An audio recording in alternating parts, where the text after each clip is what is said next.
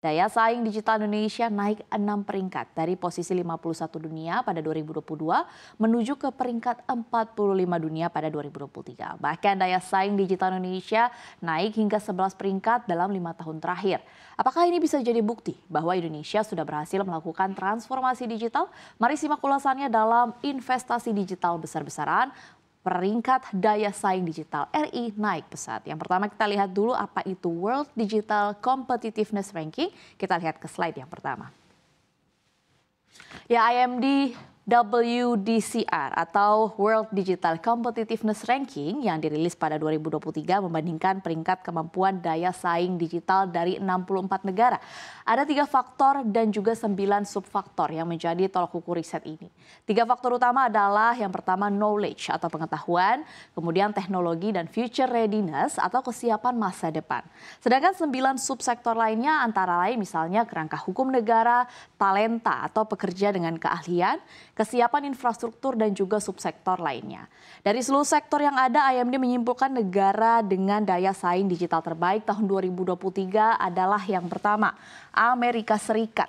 Kemudian diikuti oleh yang kedua Belanda, yang ketiga adalah Singapura, kemudian yang keempat Denmark, dan yang kelima adalah Swiss. Pertanyaan selanjutnya, Indonesia di posisi berapa? Kita lihat ke slide selanjutnya.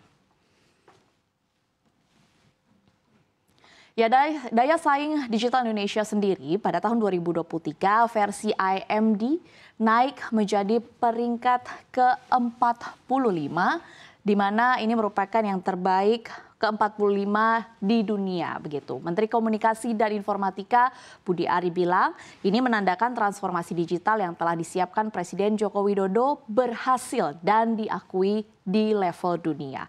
Hasil riset ini pun menunjukkan daya saing digital Indonesia lebih unggul dibandingkan dengan sejumlah Asia lainnya. Kalau kita bandingkan seperti India yang pada saat ini di posisi 49 dan juga Filipina yang di posisi 59, kemudian ada juga Mongolia di posisi 63. Namun di kawasan Asia Tenggara sendiri Indonesia masih kalah ya.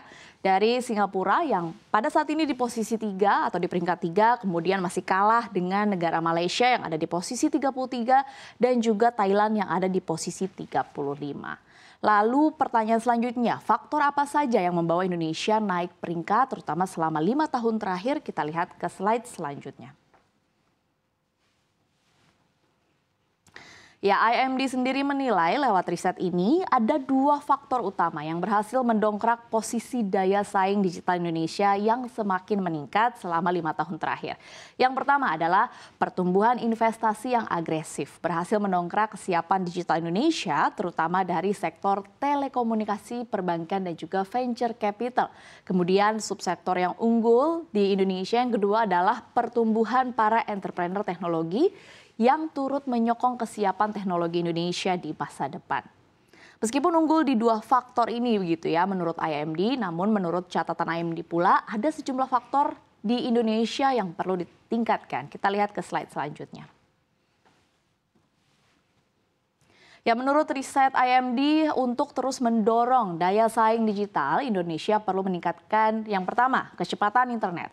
Saat ini kecepatan internet di Indonesia ada di posisi kedua paling bawah, yaitu di urutan ke-62 dari total 64 negara yang diteliti.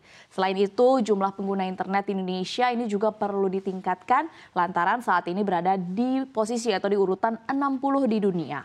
Selanjutnya maraknya pembajakan perangkat lunak atau software ini juga menjadi persoalan di Indonesia yang juga masih perlu untuk diselesaikan untuk meningkatkan daya saing digital Indonesia.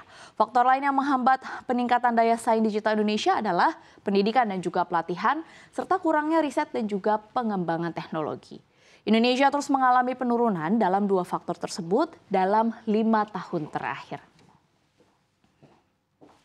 Ya, lebih lanjut, riset IMD ini menyebut bahwa untuk memperbaiki daya saing digital, Indonesia perlu meningkatkan hibah untuk paten teknologi terbaru atau high-tech, serta meningkatkan angka pekerja dengan keahlian dan pengetahuan teknologi khusus. Sementara terkait dengan pendidikan dan pelatihan, Indonesia dinilai IMD perlu menambah total anggaran pendidikan, menyeimbangkan rasio murid dan guru di pendidikan tinggi, angka lulusan sains dan juga jumlah sarjana perempuan, serta prestasi di pendidikan tinggi.